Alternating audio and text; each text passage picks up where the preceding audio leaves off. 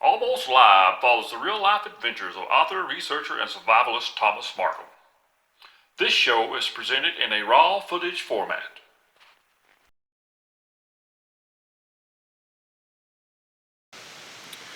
Hello guys, and welcome to another episode of Almost Live. There's a few things I need to tell you about before I get started today. One thing is that today is my birthday. Another thing is that this is the 4th of September. Ginseng season comes in on the 1st of September here in Kentucky. On a sadder note, over the last week, I had two family members pass away, one on my wife's side and one on my side. So I've been tied up with funerals and wakes and company and things like that. So I've not got a chance to go out in a few days in the mountains. So today, all my company went back this morning. My wife had to return to work, my son returned to work. So I know where some ginseng is here, so I thought I would go out maybe just for my birthday. It's a good way to spend your birthday in the mountains. So I thought I'd go out and ginseng a little bit, and of course, anytime I'm out, I'm always looking for Bigfoot stuff. But you guys come with me, and I'm going to go up through the mountains and see if I can find some ginseng and possibly some Bigfoot stuff. All right, guys, I'm just about really where I am really where I kind of want to start really looking for ginseng. Sort of give you a little lay of the land here.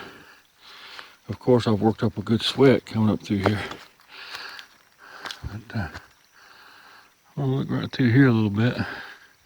I plan on going right across this way. That takes me back into the area where I have found a Bigfoot stuff. So I'm hoping maybe if I get through there, maybe I'll find a track or a tree formation or something. But as I was saying, our ginseng season starts on September the 1st. And of course, I always try to dig it in season. I don't want to dig it out of season. I know a lot of people do, but I don't want to be one of them. I want to try to obey the laws the best I know how. But I'm going to head on up this way just a little bit, and then I'll circle back to the right. Find anything interesting, I'll make sure to film it. All right, guys, we have found our first diggable bunch of ginseng. You can see right there, this is a nice little three fork. The berries are still red on it. So what I'll do, I'll dig this little piece of ginseng, and then I will plant the berries back. That is what the law requires as well, is that you paint the berries. And as you probably can see, I'm scanning around. Anytime you find a piece of ginseng, you always want to look around. You got to take in consideration where it's at and look uphill, because water and things wash downhill. So there's a good chance there's some more ginseng right in through there somewhere. So I'll have to look up through there a little bit, and you also want to look below because things wash downhill as well. And another thing too I need to bring probably to your attention, if you don't already know it, is this time of year we need to really be careful for small snakes.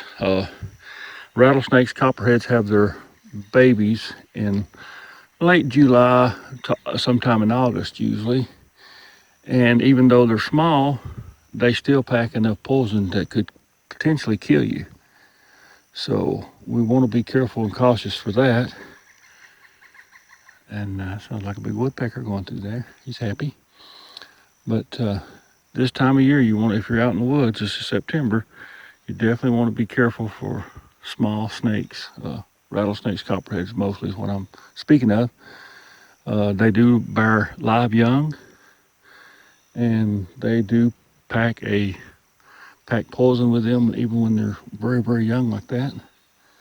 And you don't want to get bit back in the mountains like I am by a copperhead or rattlesnake or anything really.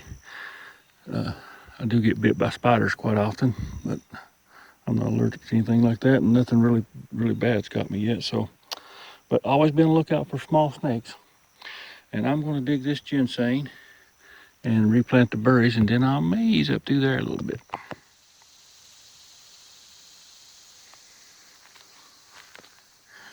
All right, guys, this is the little old marshy area I've showed you many times in my videos. This is where there is some Bigfoot activity, actually out this way and down the hill, which is where I'm going to be going anyways. I found a little bit of ginseng, not a whole lot, but we do know there's Bigfoot activity in here, but there's also bear activity in here as well. So I've seen a few bear track while I was in through here, but I've seen a whole lot of any other things that I thought might be Bigfoot related. Maybe a few breaks or something, but there's big spiders, and a lot of spiders. I know bears do a lot of breaking of trees and stuff too, for whatever reason. But I think I'll look right on this little point right here, see if there's any ginseng, then I'll head out that way a little bit more looking. But I wanted to show you the old marshy spot. I know that's probably something you have seen several times, and if you've watched any of our videos or any of the almost live videos. But I have found a little bit of ginseng and had a whole lot of fun so far. But I'm gonna look into here a little bit and see what I can find. Found another nice 3-fork here. Looks like the berries have already fell off of his, so as you can see, it's pretty thick here where I'm at. This is right where all that Bigfoot activity stuff was. I kind of have a little bit of a heightened awareness right now because of the bear and the Bigfoot activity. So, but I'm still going to dig this ginseng if nothing don't happen. All right, I just wanted to show you that and let you see that I'm kind of into the bush here. All right, I'm going to dig this right quick. How about looking up the mountain? Pretty steep, pretty steep. Been all over that. I just spooked up 2 deer, ran down the hill. I was hoping you could see them, but I guess they done moved on by now.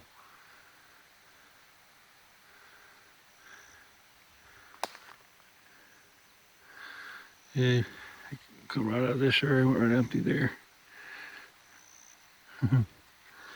That's why there's other game in here, is because there's a lot of good food sources, a lot of nuts, quite a bit of water, deer, bear, elk, a lot of things for them to eat on in here. I don't know. I know that Bigfoot and a bear, at least one bear, is both using this area that I'm in right now. I don't know if they have a territorial thing going on we often get asked if a bear and a Bigfoot got in a fight, who would win. My personal opinion is that a Bigfoot would win, just because it has a thumb. It'll be able to grasp and stuff and hold. But who knows? It's all speculation. But I was hoping to film those deer for you, but that didn't happen. So I'm gonna continue up this way a little bit, then sort of filter off back down the hill. Okay guys, as I was down here going down the hill, I thought I would tell you just a little bit of something else. I don't know if you can see this plant right there. There's another one just up the hill. There's one that's kind of got yellow on it. This is another root that is that you can dig for money. It's called black cohosh, is what we've always called it. And I'm pretty sure that's actually the name for it, not the scientific name, of course, but it is also used in medicine, pharmaceutical-wise. It's used in a variety of different medicines, but one of its main medicines is medicine for women who are going through menopause. That's one of its main uses. Of course, if you can look around, I'm sure I could probably show you a dozen or more plants right here real close together. It is much more abundant than ginseng, but the process, it don't pay as much. Of course, once you dig it up, it don't pay as much in the process of, where's some more of it? The process of having to clean it and cut it up is different than ginseng. Ginseng, basically all you gotta do is dig it and wash it off and you're done. Or you can dry it and sell it while it's dry, or you can sell it while it's wet. But now with cohosh, you have to dig it, wash it, and then cut it up. Most places require that you cut it up before you sell it to them. And it don't, like I say, it don't pay nowhere near what ginseng does, but it's a lot more abundant. So there's a little something for you today. If you have cohosh in your area, check, see what the regulations are on digging it. Most of the time, like here in Kentucky, you can dig it all year round, and you can actually find it basically all year round. It's also, we also call it rattleweed. That's another thing we call it. It's a local name, I guess, for it. But that's something else you could dig if you're so inclined to be out in the mountains and might like to make a few extra dollars. All right, I'm heading on down the hill and looking for some more ginseng. And of course, Bigfoot stuff. Okay guys, that's the end of it for this episode. Like I say, today's my birthday, so I kind of cut it short, I guess.